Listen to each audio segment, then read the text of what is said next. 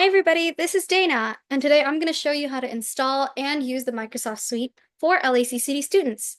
These installations are free and allow you to use Microsoft Office products without having to pay. Let's get started. First, go to the install site. You're going to follow the link in the description and then click download for the appropriate operating system. For the purposes of our video, we're going to be installing using Windows.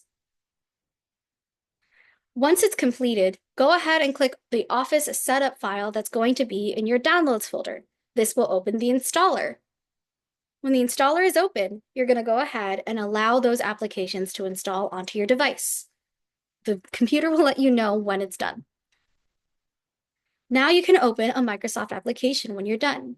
Go ahead and open your Windows Start menu and then click on a Microsoft application. For our purposes, we're going to be using Word, as that's the easiest one to log into.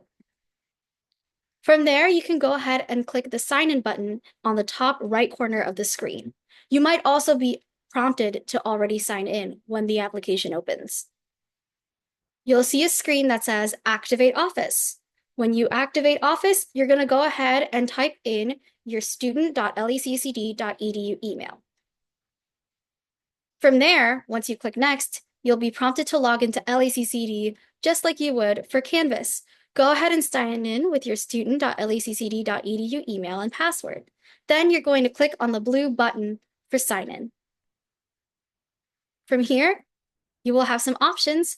You're going to want to make sure that the check mark is unchecked, especially if you are using a personal computer.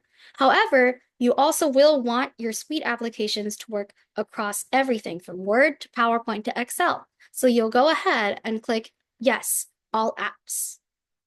Once you do that, you're going to have access to Microsoft Word and other Microsoft applications on your computer. You can also use these for offline use. It's great. So thank you for watching. And if you have any other questions, feel free to let us know. Thank you.